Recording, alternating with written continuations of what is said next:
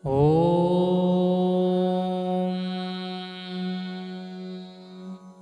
अथ कीलकम्। ॐ श्रीकीलकमन्त्रस्य शिवऋषिः अनुष्टोपछन्दः। श्रीमहासरस्वती देवता श्रीजगदम्बा प्रीत्यर्थं सप्तशतीपाठाङ्गत्वेन जपे विनियोगः। ॐ नमश्चण्डिकायै। मार्कण्डेय उवाच। ॐ विशुद्धज्ञानदेहाय त्रिवेदी दिव्यचक्षुषे श्रेयःप्राप्तिनिमित्ताय नमः सोमार्धधारिणे। सर्वमेतद्विजानीयान् मन्त्राणां सोऽपि क्षेममवाप्नोति सततं जाप्य तत्परः। सिद्ध्यन्त्युच्चाटनादीनि वस्तूनि सकलान्यपि एतेन स्तुवतां देवी स्तोत्रमात्रेण सिद्ध्यति। न मन्त्रो नौषधं तत्र न किञ्चिदपि विद्यते विना जापेन सिद्धेत सर्वमुच्चाटनादिकम्। समग्राण्यपि सिद्ध्यन्ति लोकशङ्कामिमां हरः।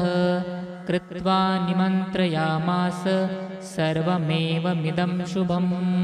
स्तोत्रं वै चाण्डिकायस्तु तत्तगुप्तं चकारसः। समाप्तिर्न च पुण्यस्य तां यथावन्नियन्त्रणां।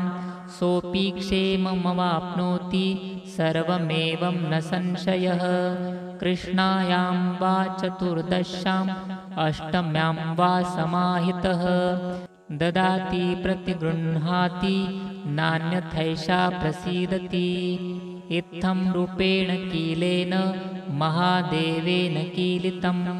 यो निष्किलां विधायैनां नित्यं जपति संस्फुटं। स सिद्धः स गणः सोऽपि गन्धर्वो जायते नरः। न चैवाप्यटतस्तस्य भयं क्वापि ह जायते। नापमृत्युवशं याति मृतो मोक्षमवाप्नुयात्। ज्ञात्वा प्रारब्ध कुर्वीत न कुर्वाणो विनश्यति। ततो ज्ञात्वयसम्पन्नम् इदं प्रारभ्यते बुधे। सौभाग्यादि च यत्किञ्चित् दृश्यते ललनाजने तत्सर्वं तत्प्रसादेन तेन जाप्यमिदं शुभम्। शनैस्तु जप्यमानेऽस्मिन् स्तोत्रे सम्पत्तिरुच्यते भवत्येव समग्रापि ततः प्रारभ्यमेव तत्। ऐश्वर्यं यत्प्रसादेन सौभाग्यारोग्यसम्पदः। शत्रुहानिः परो मोक्षः स्तूयते सा न किं जनः। इति देव्याः कीलकस्तोत्रं सम्पूर्णम्।